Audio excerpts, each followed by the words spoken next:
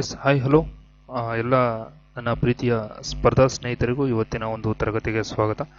ಸ್ನೇಹಿತರೆ, ನೀವು ಫಸ್ಟ್ ನನ್ನ ಚಾನಲನ್ನು ಏನಾದ್ರು ನೋಡ್ತಾ ಇದ್ದೇನೆಂದರೆ ಈ ಕೂಡಲೇ ನಮ್ಮ Spardha Vinaya educator YouTube channel, telegram group ಕೂಡ ಇದೆ. ಅದೇ ರೀತಿ ಇನ್ಸ್ಟಾಗ್ರಾಮ್ ಇದೆ, ಟ್ವಿಟರ್ ಇದೆ, ಲಿಂಕ್ಡ್ಇನ್ ಇದೆ. ಎಲ್ಲ ರೀತಿಯ ಸೋಷಿಯಲ್ ಪ್ಲ್ಯಾಟ್ಫಾರ್ಮ್ಗಳಲ್ಲೂ ಕೂಡ ನಮ್ಮ ಚಾನಲ್ ಇರುವಂಥದ್ದು. ನೀವು ಅಲ್ಲಿಗೆ ಸಬ್ಸ್ಕ್ರೈಬ್ ಮಾಡಿಕೊಂಡು ಉಚಿತವಾಗಿ ತರಗತಿಗಳನ್ನು ವೀಕ್ಷಣೆ ಮಾಡಿ ಉಚಿತವಾಗಿ ಮಾಹಿತಿಗಳನ್ನು ಪಡ್ಕೊಳ್ಳಿ. ಜಾಬ್ ನೋಟಿಫಿಕೇಶನ್ಸ್ ಆಗಿರ್ಬೋದು ಮತ್ತು ನಮಗೊಂದು ಜನರಲ್ ನಾಲೆಡ್ಜ್ ಎನಿಥಿಂಗ್ ಅಲ್ಲಿಂದ ನೀವು ಪಡ್ಕೊಳ್ಬೋದು ಅಂತ ಹೇಳ್ತಾ, ಅದೇ ರೀತಿ ಈ ಒಂದು ತರಗತಿಯನ್ನು ನಿಮ್ಮ ಸ್ನೇಹಿತರಿಗೂ ಸಹ ಶೇರ್ ಮಾಡಿ, ನಿಮ್ಮ ಸ್ನೇಹಿತರು ಸಹ ಈ ವಿಡಿಯೋದ ಸದುಪಯೋಗವನ್ನು ಪಡ್ಕೊಳ್ಳಿ ಅಂತ ಹೇಳ್ತಾ ಇವತ್ತಿನ ತರಗತಿಯನ್ನು ಪ್ರಾರಂಭ ಮಾಡೋಣ. ಇದು ಬಂದು ನಮ್ಮ ಭಾರತದ ಸಂವಿಧಾನದ ಇಂಡಿಯನ್ ಪೊಲಿಟಿ ಆ್ಯಂಡ್ ಕಾನ್ಸ್ಟಿಟ್ಯೂಷನ್ ಅಂತೇಳಿ ಈ ತರಗತಿಯ 9ನೇ ತರಗತಿ ಇದು. ಓಕೆ, ಇಲ್ಲಿವರೆಗೂ ನಾವು 8 ತರಗತಿಗಳನ್ನು ಮಾಡಿದ್ವಿ ನಿರಂತರವಾಗಿ. ಇದು 9ನೇ ತರಗತಿ. ಈ 9ನೇ ತರಗತಿಯ ಟಾಪಿಕ್ ಬಂದು ಭಾರತದ ಸಂವಿಧಾನದಲ್ಲಿ ತುರ್ತು ಪರಿಸ್ಥಿತಿಯ ಉಪಬಂಧಗಳು ಅಂತೇಳಿ. ಓಕೆ, ವಿಧಿಗಳಾದ್ರೆ 352, 356, 363 ಮೂರು ವಿಧಿಗಳು ಅಂದ್ರೆ ಆರ್ಡರ್ ವೈಸ್ ಇದೆ ನೋಡಿ. ಓಕೆ, ಒಂದು ವಿಧಿಗಳನ್ನ ನೆನ್ಪಿಟ್ಕೊಂಡ್ರೆ ನೀವು ಸಾಕು. 1ರಿಂದ 1ಕ್ಕೆ 4 ಡಿಫ್ರೆನ್ಸ್, ಇಲ್ಲಿಂದ ಇಲ್ಲಿಗೆ 4 ಡಿಫ್ರೆನ್ಸ್. ಇದೊಂದು ಸಣ್ಣ ಒಂದು ಟ್ರಿಕ್ ಅಷ್ಟೇನೆ. ಓಕೆ, ಈ ರೀತಿಯಾದಂತಹ ವಿಧಿಗಳು ಇಲ್ಲಿ ನಮಗೆ 3 ರೀತಿಯ ವಿಧಿಗಳು ಅಂದ್ರೆ ನಮ್ಮ ದೇಶ ನಮಗೆ ಸಂವಿಧಾನವನ್ನು ನೀಡಿದೆ. ಈ ಸಂವಿಧಾನ ನಮಗೆ ಮೂಲಭೂತ ಹಕ್ಕುಗಳನ್ನು ನೀಡಿದೆ, ಮೂಲಭೂತ ಕರ್ತವ್ಯಗಳನ್ನು ನೀಡಿದೆ, ರಾಜ್ಯ ನೀತಿ ನಿರ್ದೇಶಕ ತತ್ವಗಳನ್ನು ನೀಡಿದೆ. ಈ ಎಲ್ಲದಕ್ಕೂ ಏನಾದರೂ ಅಥವಾ ದೇಶಕ್ಕೆ ಆಂತರಿಕವಾಗಿ ಅಥವಾ ಬಾಹ್ಯವಾಗಿ ಯಾವುದೇ ರೀತಿ ತೊಂದರೆ ಆದಾಗ ಅಲ್ಲಿ ನಮ್ಮನ್ನ ನಾವು ರಕ್ಷಣೆ ಮಾಡಿಕೊಳ್ಳಲಿಕ್ಕೆ ಈ ಒಂದು ತುರ್ತು ಪರಿಸ್ಥಿತಿಯನ್ನ ನೀಡಿರುವಂಥದ್ದು. ಓಕೆ, ಇದು ಬಹಳ ಇಂಪಾರ್ಟೆಂಟ್. ಇಲ್ಲಿ ನಮಗೆ 3 ರೀತಿಯ ತುರ್ತು ಪರಿಸ್ಥಿತಿಗಳು ಬರ್ತವೆ. ಒಂದು ರಾಷ್ಟ್ರೀಯ ತುರ್ತು ಪರಿಸ್ಥಿತಿ 352ನೇ ವಿಧಿ. ಇದರಲ್ಲಿ ಕಾರಣಗಳು ಬಂದಾಗ ಯುದ್ಧ ಅಥವಾ ವಿದೇಶಿ ಆಕ್ರಮಣ, ಸಶಸ್ತ್ರ ದಂಗೆ ಆಗಬಹುದು, ಅಥವಾ ರಾಜ್ಯ ತುರ್ತು ಪರಿಸ್ಥಿತಿ ಅಥವಾ ರಾಷ್ಟ್ರಪತಿ ಆಳ್ವಿಕೆ ಅಂತೇಳಿ ಇನ್ನೊಂದನ್ನು ಕರಿತೀವಿ. ಇದು 356ನೇ ವಿಧಿ ಅನ್ವಯ ನಾವು ರಾಜ್ಯದ ಮೇಲೆ ಹೇರುವಂಥದ್ದು. ಇದು ಸಾಂವಿಧಾನಿಕ ಯಂತ್ರಾಂಗದ ವೈಫಲ್ಯ. ನೆಕ್ಸ್ಟ್ ಹಣಕಾಸಿನ ತುರ್ತು ಪರಿಸ್ಥಿತಿ 360ನೇ ವಿಧಿ. ಇದು ಆರ್ಥಿಕ ಸ್ಥಿರತೆಗೆ ಏನಾದರೂ ನಮ್ಮ ರಾಷ್ಟ್ರದಲ್ಲಿ ಧಕ್ಕೆ ಬಂದರೆ ಆ ಸಮಯದಲ್ಲಿ ನಾವು ನಮ್ಮ ರಾಷ್ಟ್ರದ ಮೇಲೆ ಹಣಕಾಸು ತುರ್ತು ಪರಿಸ್ಥಿತಿಯನ್ನ ಇರ್ತೀವಿ. ಓಕೆ, ನಾವು ಸಮಯ ವ್ಯರ್ಥ ಮಾಡೋದೇ ಬೇಡ, ಇಲ್ಲಿ ಡೈರೆಕ್ಟ್ ಕಾನ್ಸೆಪ್ಟ್ ಕಡೆ ಹೋಗೋದಾದ್ರೆ ಭಾರತ ಸಂವಿಧಾನದಲ್ಲಿ ತುರ್ತು ಪರಿಸ್ಥಿತಿಗೆ ಸಂಬಂಧಿಸಿದಂಥ ಅಂಶಗಳನ್ನ ನಾವೇನಾದ್ರೂ ನೋಡೋದಾದ್ರೆ ನಮಗೆ 18ನೇ ಭಾಗದಲ್ಲಿ ಕಂಡು ಬರುವಂಥದ್ದು ಇದು. ನೆಕ್ಸ್ಟ್ ಪಾರ್ಟ್ ಬಂದು ನೋಡಿ, ಇದು 10, 5, 1, 2, 3 ರೋಮನ್ ಅಂಕಿಯಲ್ಲಿ ನೆನ್ಪಿಟ್ಕೊಳ್ಳೋದನ್ನ ಕಲ್ತ್ಕೊಳ್ಳಿ. ಓಕೆ, ಪಾರ್ಟ್ ನೋಡಿ. ಓಕೆ, ರೋಮನ್ ಅಂಕಿಗಳಲ್ಲಿ ನಾವು ಇದು 5, 1, 2, 3 ನೋಡಿ, ಈ ರೀತಿಯಾಗಿ ನೆನ್ಪಿಟ್ಕೋಬೇಕು. ಯಾಕಂದ್ರೆ ಎಕ್ಸಾಮ್ಗಳಲ್ಲಿ ಈ ರೀತಿ ಕೇಳೋದೇ ಹೆಚ್ಚು. ಓಕೆ, ಎಕ್ಸಾಮ್ಗಳಲ್ಲಿ ಅವ್ರಿಗೇನಂದ್ರೆ ಎಲಿಮಿನೇಷನ್ ಮಾಡಬೇಕು. ಓಕೆ, ಎಲಿಮಿನೇಷನ್ ಪ್ರೋಸೆಸ್ ಎಕ್ಸಾಮ್ ಅಲ್ಲಿ ನನಗೂ ನಾಲೆಡ್ಜ್ ಇರುತ್ತೆ, ನಿಮ್ಗೂ ನಾಲೆಡ್ಜ್ ಇರುತ್ತೆ. ಇವಾಗ ನಿಮ್ಮನ್ನ ಯಾರು ಬಂದು ಹಣಕಾಸು ತುರ್ತು ಪರಿಸ್ಥಿತಿ ವಿಧಿ ಹೇಳಿ ಅಂದ್ರೆ ನೀವು ಹೇಳ್ತೀರಾ, ನಾನು ಹೇಳ್ತೀನಿ. ಬಟ್ ಅದ್ರ ಇಬ್ಬರಲ್ಲಿ ಡಿಫ್ರೆನ್ಸ್ ಏನಂದ್ರೆ ನಾವು ಎಕ್ಸಾಮ್ ಅಲ್ಲಿ ಯಾವ ರೀತಿ ಎಕ್ಸಿಕ್ಯೂಟ್ ಮಾಡ್ತೀವಿ, that is important. Okay, fail ಆಗಿರೋರ್ಗು ನಿಮ್ಗೆ ಜಾಸ್ತಿ ಡಿಫ್ರೆನ್ಸ್ ಇಲ್ಲ, ಅವ್ರಿಗಿಂತ ಜಾಸ್ತಿ ನಾಲೆಡ್ಜು ನಮ್ಮಲ್ಲಿ ಇರುತ್ತೆ. ಬಟ್ ಆದ್ರೆ ಅದನ್ನ ಇಂಪ್ಲಿಮೆಂಟ್ ಮಾಡುವಲ್ಲಿ ನಾವು ವಿಫಲವಾಗ್ತೀವಿ. ಓಕೆ, ಅದರಿಂದ ಈ ರೀತಿಯಾದಂತಹ ಸಣ್ಣ ಸಣ್ಣ ಕೆಲವೊಂದು ಇದನ್ನ ನಾವು ಇಟ್ಕೊಂಡಿದ್ದೆ ಆದಲ್ಲಿ ಖಂಡಿತವಾಗಿಯೂ ಸಕ್ಸಸ್ ಅನ್ನ ಕಾಣ್ತೀವಿ. ಓಕೆ, ನಿಮ್ಗೆ ಅವಾಗಲೇ ಹೇಳಿದಾಗೆ 352ರಿಂದ 360ನೇ ವಿಧಿ ತುರ್ತು ಪರಿಸ್ಥಿತಿಯ ಬಗ್ಗೆ ನಮಗೆ ವಿವರವನ್ನ ನೀಡುವಂಥದ್ದು. ನೆಕ್ಸ್ಟ್ ರಾಷ್ಟ್ರೀಯ ತುರ್ತು ಪರಿಸ್ಥಿತಿ. ಇಲ್ಲಿ ಸಣ್ಣದಾಗಿ ಒಂದು ಬ್ರೀಫ್ ಕೊಟ್ಟು ಆನಂತರ ನಾನು ಆಳವಾದ ಒಂದು ಅಧ್ಯಯನಕ್ಕೆ ಹೋಗೋದಾದ್ರೆ ಆರಂಭದಲ್ಲಿ ನಮಗೆ ರಾಷ್ಟ್ರೀಯ ತುರ್ತು ಪರಿಸ್ಥಿತಿ ನ್ಯಾಷನಲ್ ಎಮರ್ಜೆನ್ಸಿ ಅಂತ ಹೇಳಿ ಕರಿತೀವಿ. ವಿಧಿ 352ನೇ ವಿಧಿ ನ್ಯಾಷನಲ್ ಎಮರ್ಜೆನ್ಸಿ ಅಂದ್ರೆ ರಾಷ್ಟ್ರೀಯ ತುರ್ತು ಪರಿಸ್ಥಿತಿ.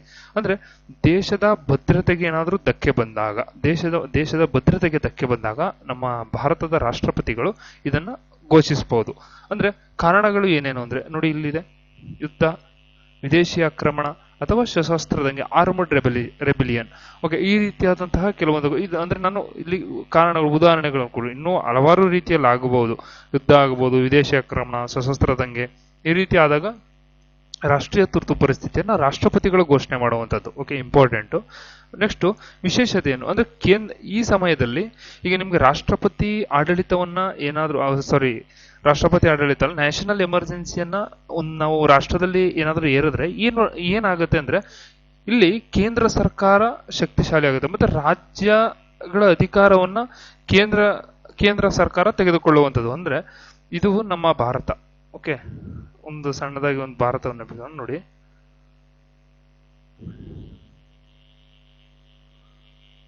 ಓಕೆ, ಭಾರತ ಹೆಂಗೆಂಗೋ ಹೋಗ್ತಾ ಇದೆ. ಓಕೆ, ಇಲ್ಲೇ ಮಾಡೋಣ. ಓಕೆ, ಇದು ನಮ್ಮ ಭಾರತ. ಓಕೆ, ಈಗ ನಮ್ಮಲ್ಲಿ ಏನಿದೆ ಅಂದ್ರೆ ಇಲ್ಲಿ ಕೇಂದ್ರ ಪಟ್ಟಿಯಲ್ಲಿ ಸ್ವಲ್ಪ ಸೆಂಟ್ರಲ್ ಲಿಸ್ಟ್ ಸ್ವಲ್ಪ ವಿಚಾರಗಳಿದಾವೆ, ಸ್ಟೇಟ್ ಲಿಸ್ಟ್ ವಿಚಾರಗಳು. ಅಂದ್ರೆ ಈ ಸ್ಟೇಟ್ ಲಿಸ್ಟ್ ಅಲ್ಲಿ ಇರ್ತಕ್ಕಂತಹ ವಿಚಾರಗಳ ಮೇಲೆ ಸೆಂಟ್ರಲ್ ಅವರು ಇದು ಮಾಡೋಂಗಿಲ್ಲ, ಹಸ್ತಕ್ಷೇಪ ಮಾಡುವಾಗಿಲ್ಲ.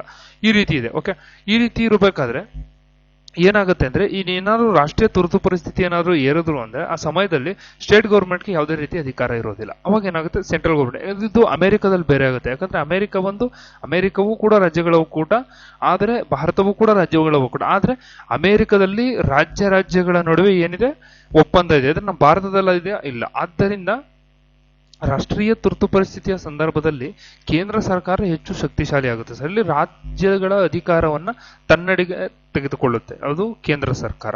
ಇಲ್ಲಿಯವರೆಗೆ ನಮ್ಮ ಭಾರತದಲ್ಲಿ ಸುಮಾರು 3 ಬಾರಿ 1962, 71 ಹಾಗೂ 75ನೇ ಇಸ್ವಿಗಳಲ್ಲಿ ರಾಷ್ಟ್ರೀಯ ತುರ್ತು ಪರಿಸ್ಥಿತಿಯನ್ನ ನಾವು ಘೋಷಣೆ ಮಾಡಿದೀವಿ. ಇದು ನಿಮ್ಗೆ ಒಂದು ಬ್ರೀಫ್, ಓಕೆ, ಒಂದು ಇಂಟ್ರೊಡಕ್ಷನ್ ಟೈಪ್. ಓಕೆ, ನೆಕ್ಸ್ಟ್ ಅದ್ರ ಬಗ್ಗೆ ಆಳವಾಗಿ ಅಧ್ಯಯನವನ್ನ ಮಾಡೋಣ. ನೆಕ್ಸ್ಟ್ ರಾಜ್ಯ ತುರ್ತು ಪರಿಸ್ಥಿತಿ. ಇಲ್ಲಿ ರಾಷ್ಟ್ರಪತಿ ಆಳ್ವಿಕೆ ಅಂತ ಹೇಳಿ ನಾವು ಕರಿತೀವಿ.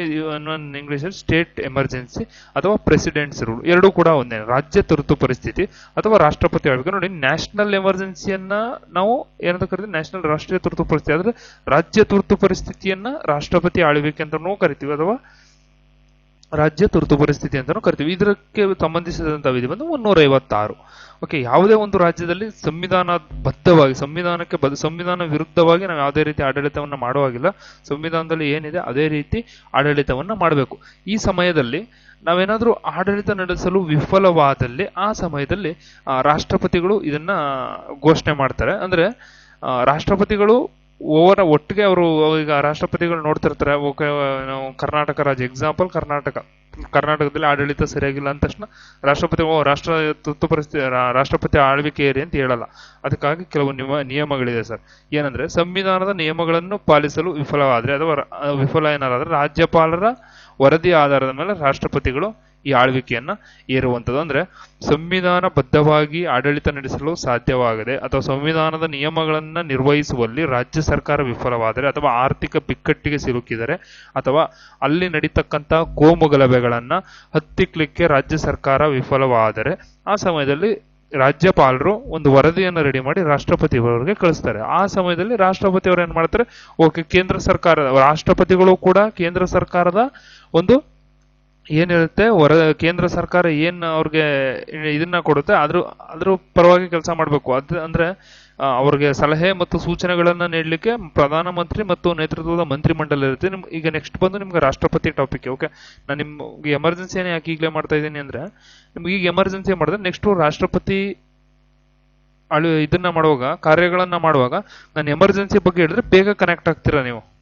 ಓಕೆ, ಅದರ್ವೈಸ್ ನಾನು ಇದನ್ನ ಇವಾಗ ಮಾಡ್ದೇನೆ ನಿಮ್ಗೆ ಅವಾಗ ನಾನು ಈ ತರ ಎಮರ್ಜೆನ್ಸಿ ಇರ್ತಾನೆ ಇದು ಮಾಡಿದಾಗ ನಿಮ್ಗೇನಾಗುತ್ತೆ, ಅಲ್ಲಿ ಒಂದು ಗ್ಯಾಪ್ ಆಗುತ್ತೆ. ಸೊ ದಟ್ಸ್ ವೈ ನಾನು ಸಂವಿಧಾನ ತಿದ್ದುಪಡಿ ವಿಧಾನ ಮತ್ತು ಎಮರ್ಜೆನ್ಸಿಯನ್ನು ಇವಾಗಲೇ ಮಾಡ್ತಾ ಇದ್ದೀನಿ. ಯಾಕಂದ್ರೆ ಇವಾಗ ಮಾಡಿದ್ರೆ ನಿಮಗೆ ಬಹಳ ಬೇಗ ಕನೆಕ್ಟ್ ಆಗುತ್ತೆ. ಯಾಕಂದ್ರೆ ನಾನು ಈ ರಾಷ್ಟ್ರಪತಿಗಳು ಈ ರಾಜ್ಯ ತುರ್ತು ಪರಿಸ್ಥಿತಿ, ರಾಷ್ಟ್ರಪತಿ ಆಳ್ವಿಕೆ, ರಾಷ್ಟ್ರೀಯ ತುರ್ತು ಪರಿಸ್ಥಿತಿ ನಾವು ಘೋಷಣೆ ಮಾಡ್ತಾರೆ ಅಂತ ನಿಮ್ಗೆ ಅಲ್ಲಿ ಹೇಳಿದ ತಕ್ಷಣ ಎಸ್ ನ್ಯಾಷನಲ್ ಎಮರ್ಜೆನ್ಸಿಯಲ್ಲಿ, ಸ್ಟೇಟ್ ಎಮರ್ಜೆನ್ಸಿಯಲ್ಲಿ ಟಾಪಿಕ್ ಮಾಡುವಾಗ ಸರ್ ಹೇಳಿದ್ರು ಅಂತ ನಿಮಗೆ ಬೇಗ ಕನೆಕ್ಟ್ ಆಗುತ್ತೆ. ಓಕೆ, ಇದು ಇಂಪಾರ್ಟೆಂಟ್. ಅಂದ್ರೆ ಒಂದು ರಾಜ್ಯ ಸರ್ಕಾರ ಸಂವಿಧಾನದ ನಿಯಮಗಳನ್ನು ಪಾಲಿಸಲಿಕ್ಕೆ ವಿಫಲ ಆದ್ರೆ ಹಾಗೂ ಅದು ಸಂವಿಧಾನಬದ್ಧವಾಗಿ ಆಡಳಿತ ನಡೆಸಲಿಕ್ಕೆ ವಿಫಲ ಆದ್ರೆ ನಾವು ಏನ್ ಮಾಡ್ತೀವಿ, ಈ ರಾಜ್ಯದಲ್ಲಿ ರಾಷ್ಟ್ರಪತಿ ಆಳ್ವಿಕೆಯನ್ನ ಏರ್ತೀವಿ. ನೆಕ್ಸ್ಟ್ ಇದರ ಪರಿಣಾಮ ಏನಾಗುತ್ತೆ, ರಾಜ್ಯ ಸರ್ಕಾರವನ್ನ ಡಿಸಾಲ್ವ್ ಮಾಡಲಾಗುತ್ತೆ ಅಥವಾ ಅಮಾನ್ಯ ಅಂದ್ರೆ ಸಸ್ಪೆಂಡ್ಲರ್ ಇಡಲಾಗುತ್ತೆ. ಅಂದ್ರೆ ರಾಜ್ಯ ಸರ್ಕಾರವನ್ನೇ ಡಿಸಾಲ್ವ್ ಮಾಡುವಂಥದ್ದು ಅಥವಾ ಅಮಾನ್ಯ ಅಥವಾ ಸಸ್ಪೆಂಡ್ ಅಲ್ಲಿ ಇಡುವಂಥದ್ದು. ಈ ರೀತಿಯಾದಂತಹ ಕೆಲವೊಂದು ಇದು ಇಲ್ಲಿ ನಡೆಯುವಂಥದ್ದು. ಇದು ರಾಜ್ಯ ತುರ್ತು ಪರಿಸ್ಥಿತಿಗೆ ಸಂಬಂಧಿಸಿದಂತೆ ಸ್ನೇಹಿತರೆ. ನೆಕ್ಸ್ಟ್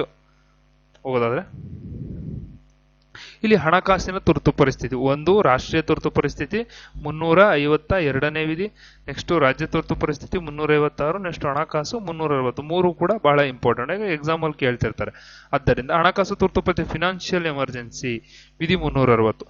ದೇಶದಕ್ಕೆ ಆರ್ಥಿಕವಾಗಿ ಏನಾದರೂ ಹೊಡೆತ ಬಿದ್ದರೆ ಅಥವಾ ಸಾಲದ ಬಿಕ್ಕಟ್ಟಿಗೆ ದೇಶ ಏನಾದರೂ ಸಿಕ್ಕಿ ಬಿದ್ದರೆ ಅಥವಾ ಸಂಕಷ್ಟಕ್ಕೆ ಒಳಗಾದ್ರೆ ಈ ಒಂದು ರಾಷ್ಟ್ರೀಯ ಹಣಕಾಸು ತುರ್ತು ಪರಿಸ್ಥಿತಿಯನ್ನ ನಾವು ಘೋಷಣೆ ಮಾಡುವಂಥದ್ದು. ನಮ್ಮ ಭಾರತದಲ್ಲಿ ಇಲ್ಲಿಯವರೆಗೆ ಯಾವ ರೀತಿಯಾದಂತಹ ಹಣಕಾಸು ತುರ್ತು ಪರಿಸ್ಥಿತಿಯನ್ನ ಘೋಷಣೆ ಮಾಡಿಲ್ಲ. ನಿಜವಾಗ್ಲೂ ಅದೊಂದು ನಾವು ಒಳ್ಳೆ ಕೆಲಸ ಅನ್ನೋದಕ್ಕಿಂತ ಹೆಚ್ಚಾಗಿ ಹೆಮ್ಮೆ ಇರಬೇಕು ನಮ್ಗೆ. ಓಕೆ, ಯಾಕಂದ್ರೆ ಎಂತ ಕಷ್ಟ, ಕೋವಿಡ್ ಬಂತು, ಇನ್ನೊಂದು ಮತ್ತೊಂದು ಎಷ್ಟೊಂದು ಹೊಡೆತ ಬಿದ್ರೂ ಹಣಕಾಸು ತುರ್ತು ಪರಿಸ್ಥಿತಿಯನ್ನು ನಾವು ಘೋಷಣೆ ಮಾಡಿಲ್ಲ ಅಂದ್ರೆ it's a very big achievement of our nation. Okay, next, ಈ ಸಮಯದಲ್ಲಿ ಸರ್ಕಾರಿ ನೌಕರರ ಸಂಬಳ ಮತ್ತು ಭತ್ಯೆಗಳನ್ನ ಕಡಿತಗೊಳಿಸತಕ್ಕಂತಹ ಅಧಿಕಾರ ಸರ್ಕಾರಕ್ಕಿರುತ್ತೆ. ಇಲ್ಲಿ ನೋಡ್ಕೊಳ್ಳಿ, ಸರ್ಕಾರಿ ನೌಕರರ ಸಂಬಳ ಮತ್ತು ಭತ್ಯೆಗಳು, ಸರ್ಕಾರಿ ನೌಕರರು.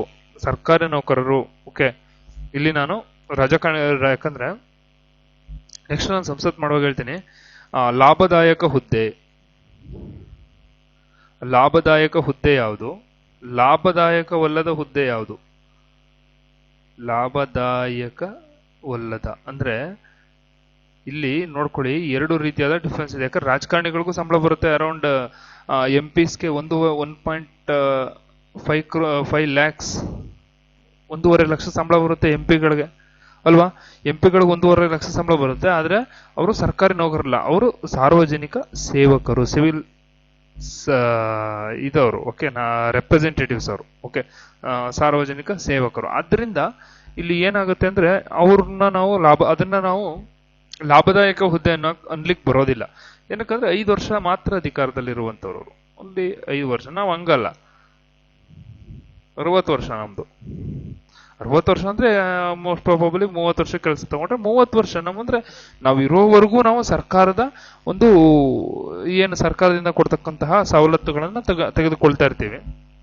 ಆದ್ರೆ ರಾಜಕಾರಣಿಗಳದಾಗಲ್ಲ, ಅವ್ರು ಒಂದ್ಸರಿ MP ಆದ್ರೆ ಅವ್ರ 5 ವರ್ಷದವರೆಗೂ ಮಾತ್ರ ಅದು ಟೆನ್ಯೂರ್ ಇರುತ್ತೆ.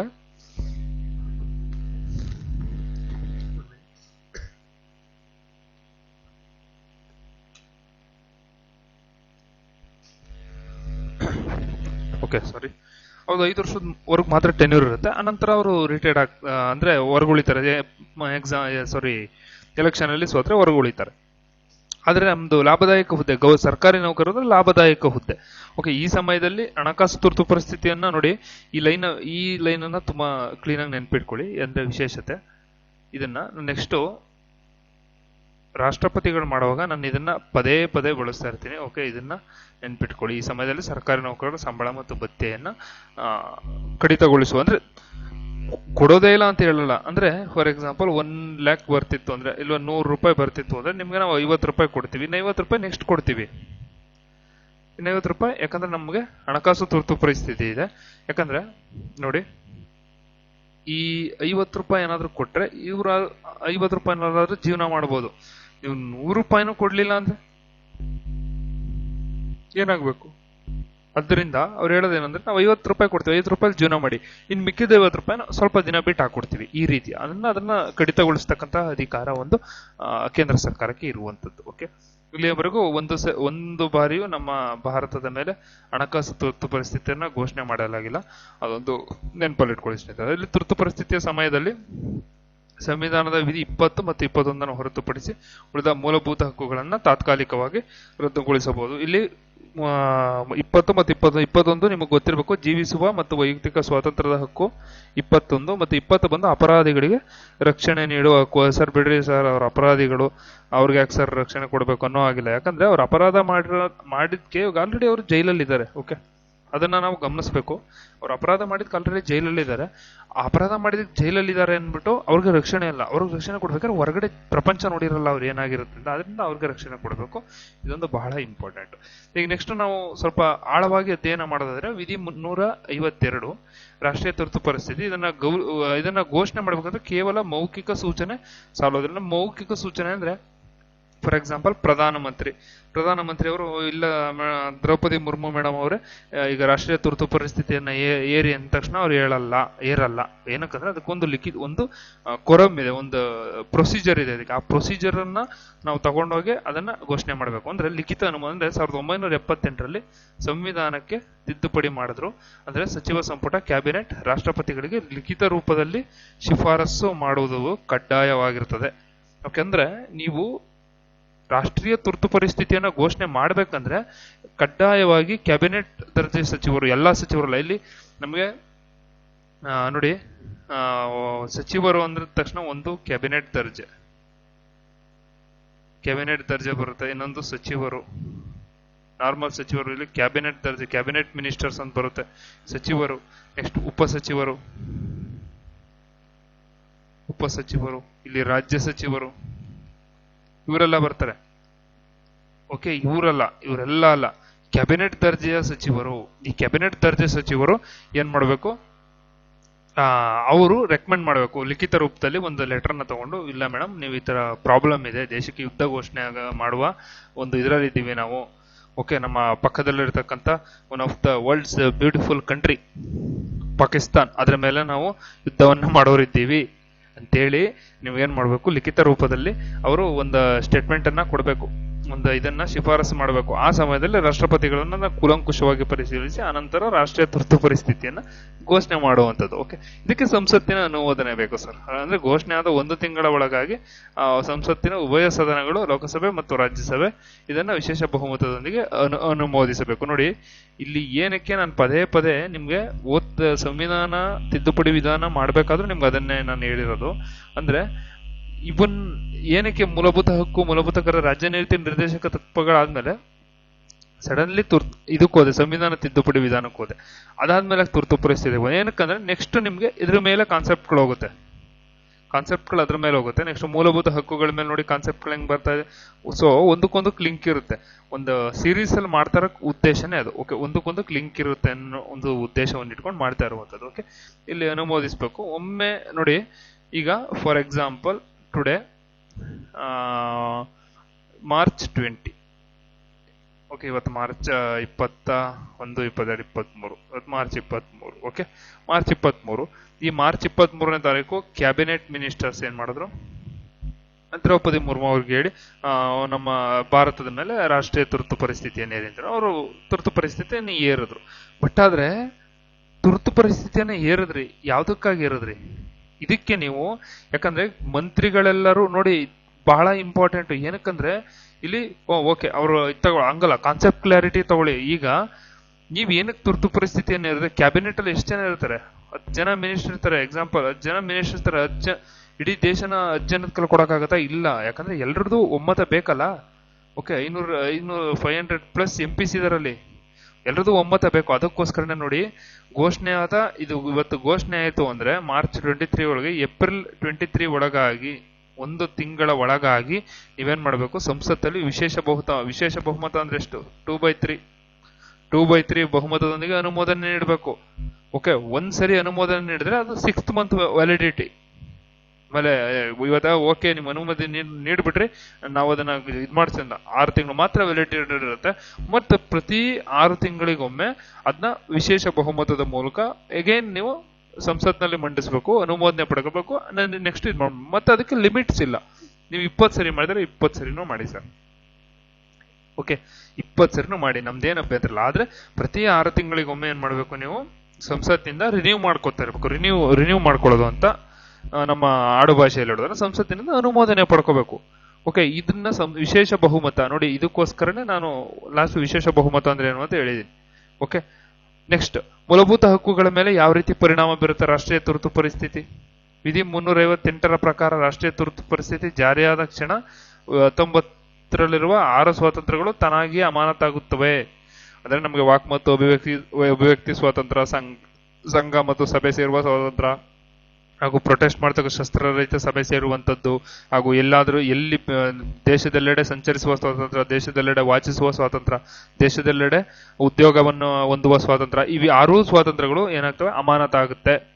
ಈ ರಾಷ್ಟ್ರೀಯ ತುರ್ತು ಪರಿಸ್ಥಿತಿ ಜಾರಿಯಾದ ತಕ್ಷಣ ಯಾವ ವಿಧಿ ಅನ್ವಯ? 358ನೇ ವಿಧಿ ಅನ್ವಯ.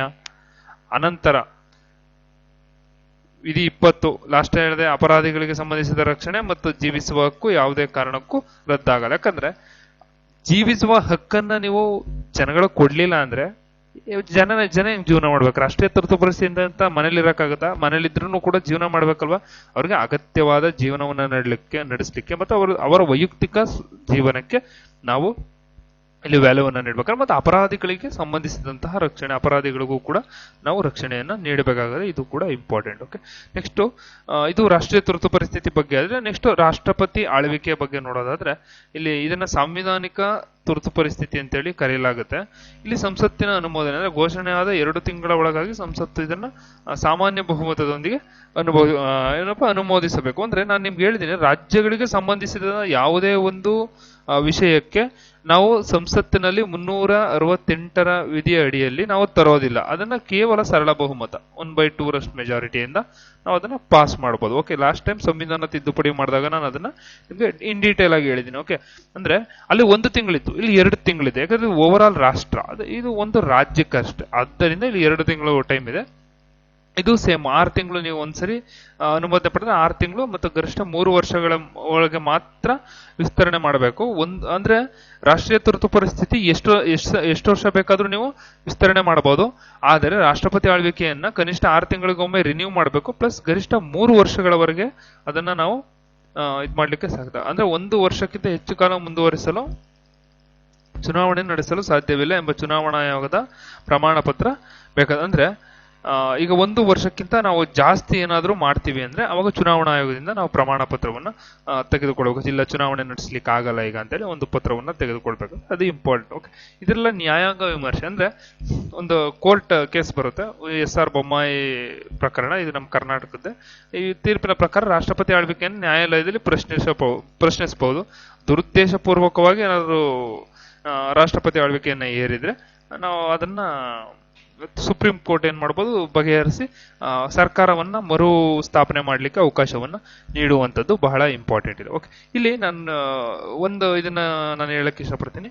ಇಲ್ಲಿ ಏನಂದ್ರೆ ಏನಕ್ಕೆ ಇಲ್ಲಿ ನ್ಯಾಯಾಂಗ ವಿಮರ್ಶೆ ಕೊಟ್ಟಿದ್ದಾರೆ ಅಂದ್ರೆ ನೋಡಿ ಸರ್, ಈಗ ಫಾರ್ ಎಕ್ಸಾಂಪಲ್ ನಮ್ಮ ಕರ್ನಾಟಕದ ಇತ್ತೀಚೆಗೆ ನಮ್ಮ ರಾಜ್ಯಪಾಲರು ಏನ್ ಮಾಡಿದ್ರು, ಮುಖ್ಯಮಂತ್ರಿಗಳು ಮತ್ತು ಅವರ ನೇತೃತ್ವದ ಮಂತ್ರಿಮಂಡಲ ತಯಾರಿಸಿಕೊಟ್ಟಿರ್ತಕ್ಕಂತಹ ಒಂದು ಇದನ್ನ ಓದ್ತೇನೆ, ಸದನದಿಂದ ಹೊರಗೋದ್ರು. ಓಕೆ, ಈ ಸಮಯದಲ್ಲಿ ಕೇಂದ್ರದಲ್ಲಿ ಇರ್ತಕ್ಕಂಥದ್ದು ಬಿ ಸರ್ಕಾರ, ಇಲ್ಲಿ ಇರ್ತಕ್ಕಂಥದ್ದು ಎ ಸರ್ಕಾರ. ನಾನು ಪಕ್ಷಗಳ ನೇಮನ್ನ ಬಳಸ್ತಾ ಇಲ್ಲ ಇಲ್ಲಿ.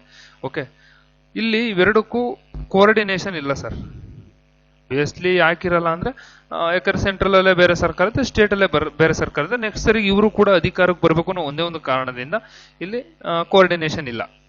ಈ ಕೋಆರ್ಡಿನೇಷನ್ ಇಲ್ದಕ್ಕಂತಹ ಸಂದರ್ಭದಲ್ಲಿ ನಮ್ಮ ಕರ್ನಾಟಕದಲ್ಲೂ ಕೂಡ ಹಲವಾರು ಫ್ರೀ ಗ್ಯಾರಂಟಿಗಳನ್ನ ನೀಡಿದ್ದಾರೆ. ನಾವು ನಮ್ದು ಅದಕ್ಕೆ ಏನು ವಿರೋಧ ಇಲ್ಲ. ನಾವು ಅದರಿಂದ ತಟಸ್ಥ ನಿಲುವನ್ನು ಇದು ಮಾಡ್ತಾ ಇದೀವಿ. ನಾವು ಅದ್ರದ ಬಗ್ಗೆ ಇದು ಮಾಡೋದು. ಈಗ ಹಲವಾರು ಫ್ರೀ ಇದನ್ನ ಕೊಡ್ತಾ ಇದ್ದಾರೆ. ಓಕೆ, ಈ ಸಮಯದಲ್ಲಿ ಇದನ್ನ ಯೂಸ್ ಮಾಡಿಕೊಂಡು ನಮ್ಮಲ್ಲಿ ಕರ್ನಾಟಕದಲ್ಲಿ ಆರ್ಥಿಕ ಬಿಕ್ಕಟ್ಟಿದೆ ಅಂತೇಳಿ ಕರ್ನಾಟಕದ ರಾಜ್ಯಪಾಲರು ಅವ್ರಿಗೆ ಕೇಂದ್ರದವ್ರಿಗೆ ಏನ್ ಮಾಡಬಹುದು ಹೇಳಬಹುದು. ಅವಾಗ ಕೇಂದ್ರದವರು ರದ್ದು ಇದು ಮಾಡಿ ಇಲ್ಲಿ ರಾಷ್ಟ್ರಪತಿ ಆಳ್ವಿಕೆನೇ ಇರಬಹುದು. ಈ ರೀತಿ ಆಗಬಹುದು ಅಂತೇಳಿ ನ್ಯಾಯಾಂಗ ವಿಮರ್ಶೆಯನ್ನ ಇಲ್ಲಿ ನೀಡಿದ್ದಾರೆ. ಈ ನ್ಯಾಯಾಂಗ ವಿಮರ್ಶೆಯನ್ನ ನೀಡಿದಲ್ಲಿ ಅಂದ್ರೆ SR ಬೊಮ್ಮಾಯಿ ಪ್ರಕರಣದಲ್ಲಿ, ಅಂದ್ರೆ ಈ SR ಬೊಮ್ಮಾಯಿ ಪ್ರಕರಣದ ತೀರ್ಪಿನ ಪ್ರಕಾರ ರಾಷ್ಟ್ರಪತಿ ಆಳ್ವಿಕೆಯನ್ನ ನಾವು ನ್ಯಾಯಾಲಯದಲ್ಲಿ ಪ್ರಶ್ನೆ ಮಾಡಬಹುದು. ಅಕಸ್ಮಾತ್ ಅನ್ವಾಂಟೆಡ್ ಆಗಿ ಏನಾದರೂ ರಾಷ್ಟ್ರಪತಿ ಆಳ್ವಿಕೆಯನ್ನ ಇರುತ್ತೆ, ನ್ಯಾಯಾಲಯ ಅದನ್ನ ವಜಾಗೊಳಿಸಿ ಮರುಸ್ಥಾಪನೆ ಮಾಡಬಹುದು. ಇಲ್ಲಿ ನಿಮ್ಗೆ SR ಬೊಮ್ಮಾಯಿ ಕೇಸು ಈಗ ಆಲ್ರೆಡಿ ನಾನು ಕೇಸಸ್ ಕ್ಲಾಸಸ್ನ ಸ್ಟಾರ್ಟ್ ಮಾಡಿದ್ದೀನಿ ಸ್ನೇಹಿತರೆ. ವಾರಕ್ಕೆ 2ರಂತೆ ನಾನು ನಮ್ಮ ಭಾರತಕ್ಕೆ ಬೇಕಾಗಿರ್ತಕ್ಕಂಥ ಭಾರತದಲ್ಲಿ ಇರುವಂತಹ ಪ್ರಮುಖ ಕೇಸ್ಗಳನ್ನ for your UPSC and KPSC examinations, the cases are very very important. Okay, that's why I'm started the Supreme Court cases and some judgments classes. Okay, you have to see that classes in our YouTube channel also. It will available. Okay, every week 3 or 2 classes I will make. Don't worry about that. Okay, it will use for UPSC and KPSC examinations. If you are writing the KS examination, the case studies are very very important. ಯಾಕಂದ್ರೆ ethics ಅಲ್ಲೂ ಕೂಡ important ಆಗುತ್ತೆ, UPSC ಪರೀಕ್ಷೆಗಳಲ್ಲೂ ಕೂಡ case studies ಬಹಳ important. ಯಾಕಂದ್ರೆ ನಾವು governance ಬರೀಬೇಕು ಅಂದಾಗ, ಪೊಲಿಟಿ ಆನ್ಸರ್ಸ್ ಗಳನ್ನ ಬರೀಬೇಕು ಅಂದಾಗ ನಾವು ಅಲ್ಲಿ ಬೇರೆ ಬೇರೆ ಎಕ್ಸಾಂಪಲ್ಗಳನ್ನ ಕೊಡಕ್ಕಾಗಲ್ಲ, ಕೇಸಸ್ ಗಳ ಎಕ್ಸಾಂಪಲ್ ಕೊಡಬೇಕಾಗುತ್ತೆ. ಪೊಲಿಟಿ ಏನೇ ಕ್ವಶನ್ ಬರೋದನ್ನು ನಾವು ಎಕ್ಸಾಂಪಲ್ ಕೊಟ್ಟೆ ಬರೀಬೇಕು. According to this case supreme court ಈ ತರ ಜಡ್ಜ್ಮೆಂಟ್ ಕೊಟ್ಟಿದೆ, ಈ ರೀತಿ ಬರೀಬೇಕಾಗುತ್ತೆ. ಯಾಕಂದ್ರೆ cases are very very important. That's why I am making the classes. Don't worry, almost ನಾವು ಒಂದು ಕೇಸಸ್ಗಳು ಎಷ್ಟಿದೆ ಅಷ್ಟನ್ನು ಕವರ್ ಮಾಡೋಣ. ಓಕೆ, ಇದು ನಮಗೆ ರಾಷ್ಟ್ರಪತಿ ಆಳ್ವಿಕೆ ಬಗ್ಗೆ. ಇಲ್ಲಿ ಹಣಕಾಸಿನ ತುರ್ತು ಪರಿಸ್ಥಿತಿಯನ್ನ ನಾವು ನೋಡೋದಾದ್ರೆ, ಇಲ್ಲಿ ದೇಶದ ಆರ್ಥಿಕ ಸ್ಥಿತಿ ಕುಸಿದಾಗ ಇದು ಜಾರಿಗೆ ಬರುತ್ತೆ. ಸಂಸತ್ತಿನ ಅನುಮೋದನೆಯೊಂದಿಗೆ ಘೋಷಣೆಯಾದ 2 ತಿಂಗಳ ಒಳಗಾಗಿ ಸಂಸತ್ತಿನ ಅನುಮೋದನೆ ಪಡಿಬೇಕು. ಅಂದ್ರೆ ಈಗ ಏನಾದ್ರೂ ರಾಷ್ಟ್ರಪತಿಯವರಿಂದ ಘೋಷಣೆ ಮಾಡಿಸೋದಂದ್ರೆ ನೆಕ್ಸ್ಟ್ 2 ತಿಂಗಳೊಳಗಾಗಿ ಸಂಸತ್ನ ಅನುಮೋದನೆ ಪಡಿಬೇಕು. ಅಂದ್ರೆ ಏನಾದ್ರೂ ಪ್ರಾಬ್ಲಮ್ ಬಂತು ಅಂದ್ರೆ ಸಡನ್ಲಿ ಏನ್ ಮಾಡಬಹುದು, ರಾಷ್ಟ್ರಪತಿಗಳು ಸುಗ್ರೀವಾಜ್ಞೆ ಹೊರಡಿಸಬಹುದು. ಸುಗ್ರೀವಾಜ್ಞೆ ನೆಕ್ಸ್ಟ್ ಬರುತ್ತೆ ನಿಮ್ಗೆ ಕಾನ್ಸೆಪ್ಟ್ ನೋಡಿ. ಇಲ್ಲಿ ಏನಕ್ಕೆ ನಾನು ಇದನ್ನ ಮಾಡ್ತಾ ಇದ್ದೀನಿ, ನೆಕ್ಸ್ಟ್ ನಿಮ್ಗೆ ಸುಗ್ರೀವಾಜ್ಞೆ ಬರುತ್ತೆ. ಸುಗ್ರೀವಾಜ್ಞೆ ಬಂದ ತಕ್ಷಣ ನಿಮ್ಗೆ ಕಾನ್ಸೆಪ್ಟ್, ಓ ಸಂಸತ್ತಿನ ಅನುಮೋದನೆ ಏನಕ್ಕೆ, ರಾಷ್ಟ್ರಪತಿಗಳು ಸಂಸತ್ತಿನ ಅನುಮೋದನೆ ಪಡೆದ ತಕ್ಷಣ ಜಾರಿಗೆ ಬಂದ್ಬಿಡುತ್ತೆ. ರಾಷ್ಟ್ರಪತಿಗಳು ಏನಕ್ಕೆ ಅವ್ರ ಅನುಮೋದನೆ ಕೊಟ್ಟ ತಕ್ಷಣ ಏನಕ್ಕೆ ಇದ್ ಮಾಡ್ತಾರೆ, ಅದನ್ನೇ ಸುಗ್ರೀವಾಜ್ಞೆ ಅಂತಾರೆ. ಆ ಸುಗ್ರೀವಾಜ್ಞೆ ನೆಕ್ಸ್ಟ್ ಬರುತ್ತೆ ನಿಮ್ಗೆ, ರಾಷ್ಟ್ರಪತಿ ಅವ್ರು ಮಾಡುವಾಗ ನಿಮ್ಗೆ ಅದು ಕನೆಕ್ಟ್ ಆಗುತ್ತೆ. ಓಕೆ, ಇಲ್ಲಿ ಅವಧಿ, ಇದಕ್ಕೆ ಯಾವುದೇ ಗರಿಷ್ಠದ ಕಾಲಮಿತಿ ಇಲ್ಲ. 2ರಲ್ಲೂ ಕಾಲಮಿತಿ ಇತ್ತು, ಇಲ್ಲಿ ಕಾಲಮಿತಿ ಇಲ್ಲ. ಒಮ್ಮೆ ಘೋಷಣೆ ಆಗಿ ಸಂಸತ್ತಿನ ಅನುಮೋದನೆ ಪಡೆದರೆ ರಾಷ್ಟ್ರಪತಿಗಳು ಅದನ್ನ ಹಿಂತೆಗೆದುಕೊಳ್ಳುವವರೆಗೆ ಅದು ಜಾರಿಯಲ್ಲಿರುವಂತದ್ದು. ಅಂದ್ರೆ ಇಷ್ಟೊತ್ತು ನೋಡಿದ್ದು 6 ತಿಂಗಳು ಜಾರಿಯಲ್ಲಿರ್ತಿತ್ತು. ನೆಕ್ಸ್ಟ್ ಅಗೇನ್ 6 ತಿಂಗಳಾದ್ಮೇಲೆ ಸಂಸತ್ಗೆ ಹೋಗಿ ಅನುಮೋದನೆ ಪಡ್ಕೊಂಡು ಅನಂತರ ನಾವು ಇದ್ ಮಾಡ್ಬೇಕಿತ್ತು. ಬಟ್ ಇದು ಆಗಿಲ್ಲ. ಒಮ್ಮೆ ನೀವೇನಾದ್ರೂ ಜಾರಿ ಮಾಡಿದ್ರೆ ಇವತ್ತು 2026, ಇವಾಗ 2026 2050 ಆಗಿರ್ಲಿ, ಎಕ್ಸಾಂಪಲ್ 2050 ಆಗಿರ್ಲಿ, ನೀವು ಅದನ್ನ ಬೇಕಾದ್ರೆ ಹಂಗೆ ಕಂಟಿನ್ಯೂ ಮಾಡ್ಕೊಂಡು ಹೋಗ್ಬೋದು. ಇದನ್ನ ನಾವು ಇದ್ ಮಾಡೋದು. ಓಕೆ, ನಾವು ಅದನ್ನ ಕೇಳಲಿಕ್ಕೆ ಬರೋಗಿಲ್ಲ. ನೆಕ್ಸ್ಟ್ ಸುಪ್ರೀಂ ಕೋರ್ಟ್ ಮತ್ತು ಹೈಕೋರ್ಟ್ ನ್ಯಾಯಾಧೀಶರು ಸೇರಿದಂತೆ ಎಲ್ಲಾ ಸರ್ಕಾರಿ ನೌಕರರ ವೇತನವನ್ನ ಕಡಿತಗೊಳಿಸುವ ಅಧಿಕಾರ ಕೇಂದ್ರ ಸರ್ಕಾರಕ್ಕೆ ಇರುವಂತದ್ದು. ಇಲ್ಲಿ ಲಾಸ್ಟ್ ಅಲ್ಲಿ ಸರ್ಕಾರಿ ನೌಕರರು, ಇಲ್ಲಿ ಸುಪ್ರೀಂ ಕೋರ್ಟ್ ಮತ್ತು ಹೈಕೋರ್ಟ್ ನ್ಯಾಯಾಧೀಶ, ಯಾಕಂದ್ರೆ ಅವ್ರ ವೇತನವನ್ನ ಕಡಿತ ಮಾಡುವಂತಿಲ್ಲ. ಓಕೆ, ಅವ್ರ ವೇತನವನ್ನ ಮೊಟಕುಗೊಳಿಸುವಂತಿಲ್ಲ. ಆದ್ರೆ ಈ ಒಂದು ಹಣಕಾಸಿನ ತುರ್ತು ಪರಿಸ್ಥಿತಿ ಬಂದಾಗ ಸುಪ್ರೀಂ ಕೋರ್ಟ್, ಹೈಕೋರ್ಟ್ ನ್ಯಾಯಾಧೀಶರು ಸೇರಿದಂತೆ ಎಲ್ಲಾ ಸರ್ಕಾರಿ ನೌಕರರ ಅಲ್ಲಿ ಏನಂದ್ರೆ ಸ್ವಲ್ಪ ಕಡಿಮೆ ಮಾಡಿ ಒಂದು 50% ಕೊಡ್ತಿದ್ರು. ಬಟ್ ಇಲ್ಲ ಹಂಗಲ್ಲ, ವೇತನವನ್ನೇ ಇದ್ ಮಾಡ್ತಾರೆ. ಇಲ್ಲ ನಿಮ್ಗೆ ಈಗ ಸದ್ಯ ಕೊಡಕ್ಕಾಗಲ್ಲ, ನಮ್ಮ ಹತ್ರ ದುಡ್ಡಿಲ್ಲ, ನಿಮ್ಗೆ ಸ್ವಲ್ಪ ದಿನ ಬಂದು ನೆಕ್ಸ್ಟ್ ಆಮೇಲೆ ಕೊಡ್ತೀವಿ ಅಂತ ಹೇಳ್ತಾರೆ. ಓಕೆ, ಅದು ಇಂಪಾರ್ಟೆಂಟ್. ಇದು 3 ಹಣಕಾಸು ತುರ್ತು ಪರಿಸ್ಥಿತಿ, ರಾಷ್ಟ್ರೀಯ ತುರ್ತು ಪರಿಸ್ಥಿತಿ ಮತ್ತು ರಾಜ್ಯ ತುರ್ತು ಪರಿಸ್ಥಿತಿ ಬಗ್ಗೆ. ಓಕೆ, ನೆಕ್ಸ್ಟ್ ಇಲ್ಲಿ ಪ್ರಮುಖ ತಿದ್ದುಪಡಿಗಳನ್ನು ನೋಡೋದಾದ್ರೆ 1938ನೇ ತಿದ್ದುಪಡಿ ಮಾಡಿ 1975ರಲ್ಲಿ ಸುಪ್ರೀಂ ತುರ್ತು ಪರಿಸ್ಥಿತಿ ಘೋಷಣೆಯನ್ನ ನ್ಯಾಯಾಲಯದಲ್ಲಿ ಪ್ರಶ್ನಿಸೋ ಆಗಿಲ್ಲ ಅಂತೇಳಿ ಮಾಡಿದ್ರು 1975ರಲ್ಲಿ. ಬಟ್ ನೆಕ್ಸ್ಟ್ ಅದನ್ನ ಇದನ್ನ ಮಾಡಿದ್ರು, ಚೇಂಜ್ ಮಾಡಿ ಇಲ್ಲ ಪ್ರಶ್ನೆ ಮಾಡಬೇಕು ಅಂತೇಳಿ ಇದಾಯ್ತು. ನೆಕ್ಸ್ಟ್ 42ನೇ ತಿದ್ದುಪಡಿ 1970 ತುರ್ತು ಪರಿಸ್ಥಿತಿಯನ್ನ ದೇಶದ ಒಂದು ಭಾಗಕ್ಕೆ ಮಾತ್ರ ಸೀಮಿತಗೊಳಿಸುವ ಅಧಿಕಾರವನ್ನ ನೀಡಿದ್ರು. ಅಂದ್ರೆ ತುರ್ತು ಪರಿಸ್ಥಿತಿ, ಈಗ ಫಾರ್ ಎಕ್ಸಾಂಪಲ್ ಈಗ ಇಲ್ಲೆಲ್ಲೋ ಇದು ಜಮ್ಮು ಕಾಶ್ಮೀರ ಸರ್, ಈ ಜಮ್ಮು ಕಾಶ್ಮೀರಲ್ಲಿ ಪ್ರಾಬ್ಲಮ್ ಇದೆ. ಹರಿಯಾಣ, ಪಂಜಾಬ್ ಮತ್ತೆ ಇದರಲ್ಲಿ ಚಂಡೀಗಢಲ್ಲಿ ಪ್ರಾಬ್ಲಮ್ ಇದೆ, ಇಲ್ಲಿ ಉತ್ತರಾಖಂಡ್ ಇದೆ, ಇಲ್ಲಿ ಹಿಮಾಚಲ್, ಇಷ್ಟು ಪ್ರದೇಶಕ್ಕೆ ಪ್ರಾಬ್ಲಮ್ ಇದ್ದಾಗ ಇಷ್ಟು ಪ್ರದೇಶಕ್ಕೆ ನಾವೇನ್ ಮಾಡ್ಬೋದು, ತುರ್ತು ಪರಿಸ್ಥಿತಿಯನ್ನ ಘೋಷಣೆ ಮಾಡಬಹುದು. ಇದು 42ನೇ ತಿದ್ದುಪಡಿ 1976ರಲ್ಲಿ ಬಂದಿದೆ. ನೆಕ್ಸ್ಟ್ 44ನೇ ತಿದ್ದುಪಡಿ, ಇದು ಅತ್ಯಂತ ಪ್ರಮುಖವಾಗಿರತಕ್ಕಂಥದ್ದು. ಇದು ಆಂತರಿಕ ಶಾಂತಿ, ಇಂಟರ್ನಲ್ ಡಿಸ್ಟರ್ಬೆನ್ಸ್ ಎಂಬ ಪದವನ್ನು ತೆಗೆದು ಸಶಸ್ತ್ರ ದಂಗೆ, ಆರ್ಮಡ್ ರೆವಲ್ಯೂಷನ್ ಪದವನ್ನ ಸೇರಿಸಿದ್ರು. ಇದು ಕೂಡ ಇಂಪಾರ್ಟೆಂಟ್. ಓಕೆ, ಇವು ಪ್ರಮುಖ ತಿದ್ದುಪಡಿಗಳು. ಓಕೆ, ಇಲ್ಲಿ ಇಲ್ಲಿ ನಮ್ಮ ಭಾರತದ ಮೇಲೆ ನಾನು ಅವಾಗಲೇ ಹೇಳಿದಾಗೆ 3 ಬಾರಿ ರಾಷ್ಟ್ರೀಯ ತುರ್ತು ಪರಿಸ್ಥಿತಿಯನ್ನ ನಾವು ಘೋಷಣೆ ಮಾಡಿದ್ದೀವಿ ಭಾರತದಲ್ಲಿ. ಹಣಕಾಸು ತುರ್ತು ಪರಿಸ್ಥಿತಿಯನ್ನ ನಾವೇನು ಘೋಷಣೆ ಮಾಡಿಲ್ಲ. ಇಲ್ಲಿ ನಾವು 3 ರಾಷ್ಟ್ರೀಯ ಪರಿಸ್ಥಿತಿಗಳನ್ನ ನೋಡಿದ್ರೆ 1962ರಿಂದ 68ರವರೆಗೆ ಭಾರತ ಮತ್ತು ಚೀನಾ ಯುದ್ಧದ ಸಂದರ್ಭದಲ್ಲಿ ನಾವು ಇದನ್ನ ಘೋಷಣೆಯನ್ನ ಮಾಡಿದ್ವಿ. ಚೀನಾ ಆಕ್ರಮಣದಿಂದಾಗಿ ದೇಶದ ಭದ್ರತೆಗೆ ಅಪಾಯ ಉಂಟಾಯಿತು. ಆ ಸಮಯದಲ್ಲಿ ಅಂದಿನ ರಾಷ್ಟ್ರಪತಿ ಯಾರಾಗಿದ್ರು, ಎಸ್ ರಾಧಾಕೃಷ್ಣನ್ ಅವರಾಗಿದ್ರು. ಅವರು ಅದನ್ನ ಘೋಷಣೆ ಮಾಡಿದ್ರು. ಇದು ಅತ್ಯಂತ ದೀರ್ಘಾವಧಿ ತುರ್ತು ಪರಿಸ್ಥಿತಿ. ಓಕೆ, ಯಾಕಂದ್ರೆ 1962ರಿಂದ 68 ಅಂದ್ರೆ ಅರೌಂಡ್ 6 ಇಯರ್ಸ್ ಇರುವಂತದ್ದು. ಅದರಿಂದ ಇದು ಬಹಳ ಇಂಪಾರ್ಟೆಂಟ್. ಓಕೆ, ನೆಕ್ಸ್ಟ್ 2ನೇ ರಾಷ್ಟ್ರೀಯ ತುರ್ತು ಪರಿಸ್ಥಿತಿ 1971 ಭಾರತ ಮತ್ತು ಪಾಕಿಸ್ತಾನ ಯುದ್ಧದ ಸಂದರ್ಭದಲ್ಲಿ ಇದನ್ನ ಇದು ಮಾಡಿದ್ದು. ಬಾಂಗ್ಲಾದೇಶ ವಿಮೋಚನಾ ಯುದ್ಧದ ಸಂದರ್ಭದಲ್ಲಿ ಪಾಕಿಸ್ತಾನ ಆಕ್ರಮಣವನ್ನು ಎದುರಿಸಲಿಕ್ಕೆ ಅಂದಿನ ರಾಷ್ಟ್ರಪತಿ ವಿ ಗಿರಿ ಅವರು ಇದನ್ನ ಘೋಷಣೆಯನ್ನ ಮಾಡಿದ್ರು. ನೆಕ್ಸ್ಟ್ 3ನೇದಾಗಿ 1975ರಿಂದ 77 ಆಂತರಿಕ ಶಾಂತಿ, ಇಂಟರ್ನಲ್ ಡಿಸ್ಟರ್ಬೆನ್ಸ್, ಅಂದ್ರೆ ಈಗ ಆಲ್ರೆಡಿ ಅದನ್ನ ಹೇಳಿದ ಸಶಸ್ತ್ರ ದಂಗೆ, ಆರ್ಮಡ್ ರೆವಲ್ಯೂಷನ್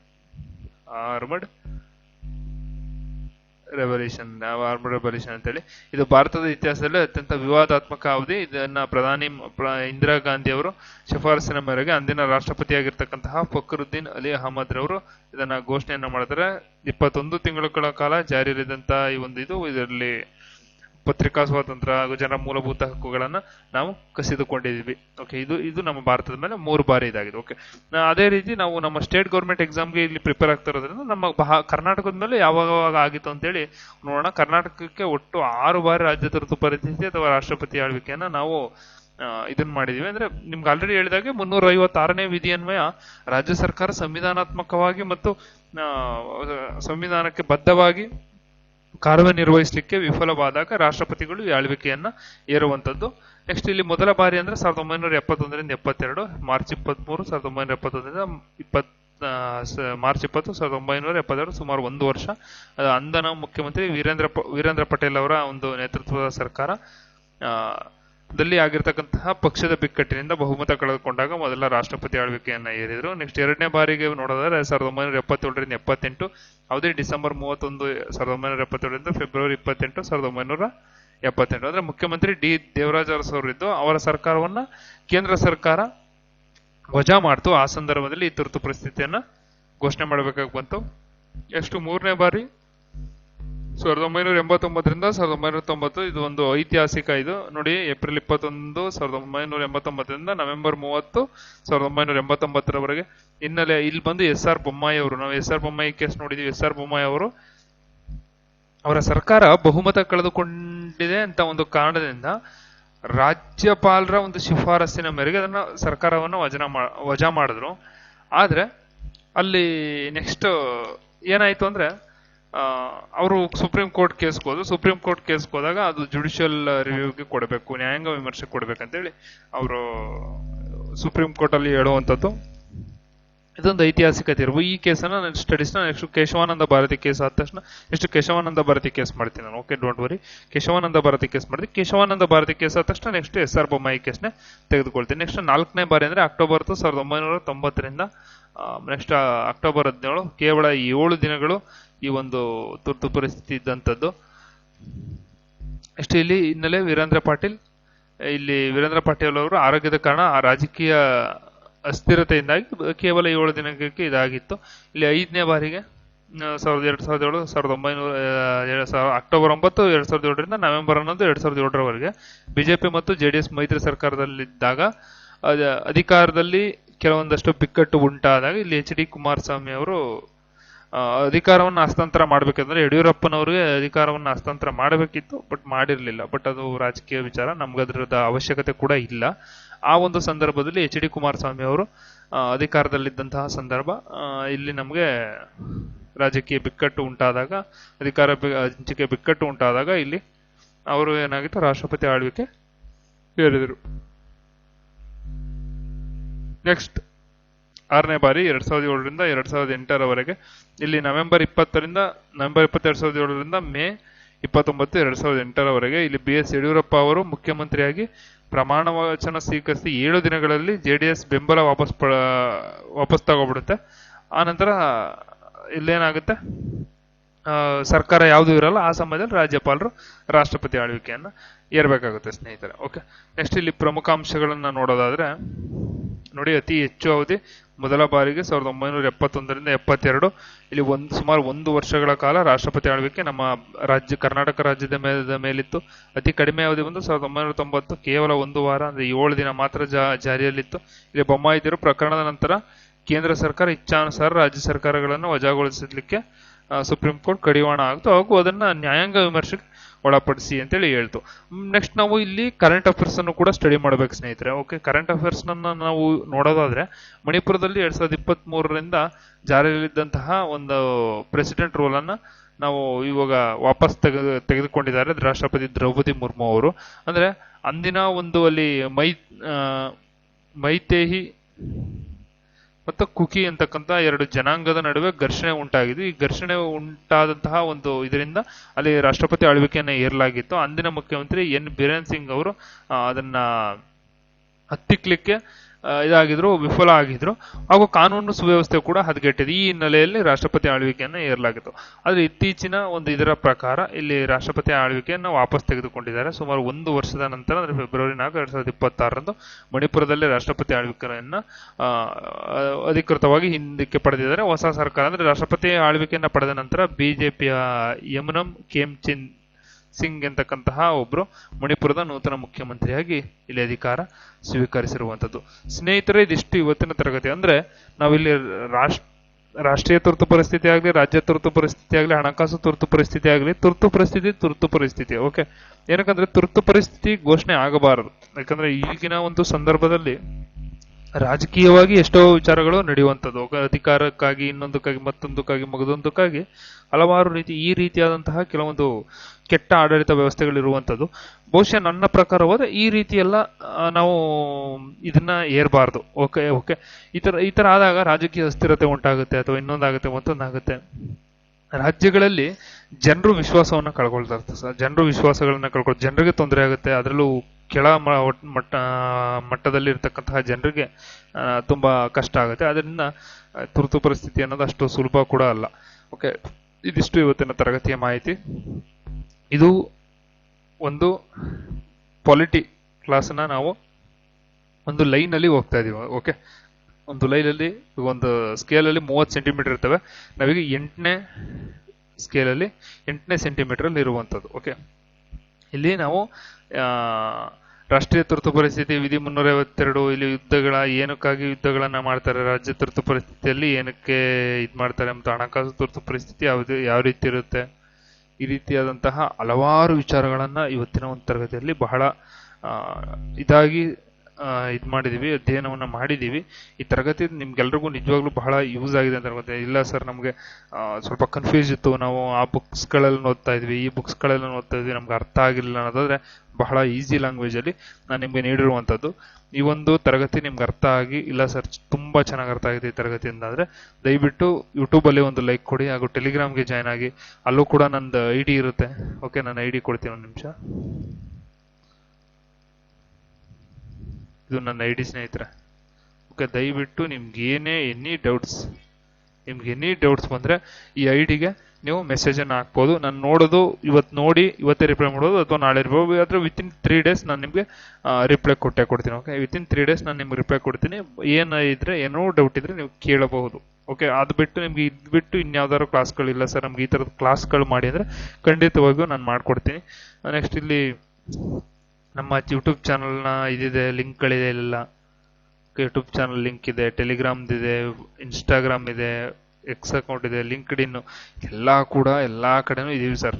ಓಕೆ, ಎಲ್ಲಾ ಕಡೆನೂ ಇದೀವಿ. ನೀವು ಇದು ಬಿಟ್ಟು ಗೂಗಲ್ ಅಲ್ಲಿ ನನ್ನ ನೇಮ್ ಹಾಕಿ, ವಿನಯ್ ಕುಮಾರ್ TN ಅಂತಾನೆ ಹಾಕಿ, ನಿಮಗೆ ಎಲ್ಲಾ ಚಾನಲ್ಗಳ ಒಂದು ಇದು ಸಿಗುವಂಥದ್ದು. ಓಕೆ, ಸಿಕ್ಕಿ ಅದನ್ನ ಸಬ್ಸ್ಕ್ರೈಬ್ ಮಾಡ್ಕೊಳ್ಳಿ, ನಿಮ್ಮ ಫ್ರೆಂಡ್ಸ್ಗೂ ಕಳಿಸಿ, ಅವರು ಕೂಡ ಎಲ್ಲ ಮಾಡ್ಕೊಳ್ಳಿ. ಕಳೆದ ಈಗ 5 ವರ್ಷಗಳಿಂದ ನಾವು ಇದಕ್ಕೆ ಟೀಚ್ ಮಾಡ್ತಾ ಬರ್ತಾ ಇದ್ದೀವಿ.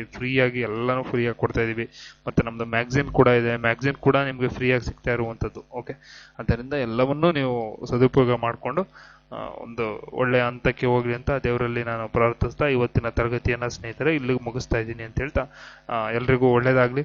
ಧನ್ಯವಾದಗಳು. ಶುಭ ದಿನ.